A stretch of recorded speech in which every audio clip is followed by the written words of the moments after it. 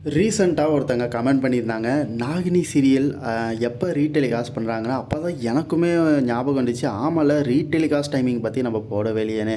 அதாவது ஒரு டைமிங்கில் ஒரு சீரியல் போகுது, அந்த சீரியலை பிடிச்சவங்களுக்கு அந்த சீரியலோட டைமிங்கில் பார்க்க முடியலனா, ரீடெலிகாஸ்ட் பண்ணுற டைமிங்லாச்சு அட்லீஸ்ட் பார்க்க நினைப்பாங்க. பட் இங்கே என்ன பண்ணியிருக்காங்கன்னா, டெலிகாஸ்ட் பண்ணுற டைமிங்கும் தப்பு, ரீடெலிகாஸ்ட் பண்ணுற டைமிங் அதை விட தப்பாக இருக்குது. அப்படி என்னங்கிறத பார்க்கலாம்.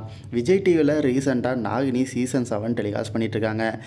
ஈவினிங் 6 மணிக்கு எல்லார் வீட்லேயும் சாமி கும்பிடுவாங்க, இல்லை எதனா பூஜை அந்த மாதிரி சம்திங் நடக்கும். அந்த டைமில் நாகினி மாதிரி ஒரு சீரியல் வந்து போட்டு அங்கே ஒரு டைமிங் பிரச்சனை கொண்டு வந்தாங்க. டப்பிங் பிரச்சனையும் ஆல்ரெடி இருக்குது.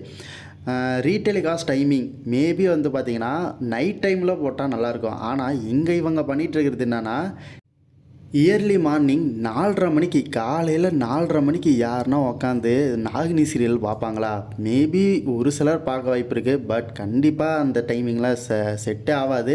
ஏன்னா 6 மணிக்கு பார்க்க முடியாதவங்க எப்படிங்க விடிய காலையில் 4:30க்கு பார்ப்பாங்க? கண்டிப்பாக நான் சொல்கிற மாதிரி ஒரு நைட்டு ஒரு 11 மணிக்கு மேலே வந்து ரீடெலிகாஸ்ட் பண்ணாங்கன்னா, அந்த 6 மணிக்கு பார்க்க முடியாதவங்க மேபி 11 மணிக்கு மேலே பார்க்கறதுக்கு நிறையா சான்சஸ் இருக்குது. ஸோ கண்டிப்பாக ரீடெலிகாஸ்ட் டைமிங்கை ஆச்சு கண்டிப்பாக மாற்ற சொல்லி நிறைய பேர் வந்து பார்த்தீங்கன்னா விஜய் டிவியை டேக் பண்ணி கமெண்ட் பண்ணுங்கள். அண்ட் இதை பற்றி நீங்கள் என்ன நினைக்கிறீங்க அப்படிங்கிறத மறக்காமல் கமெண்ட் பண்ணுங்கள்.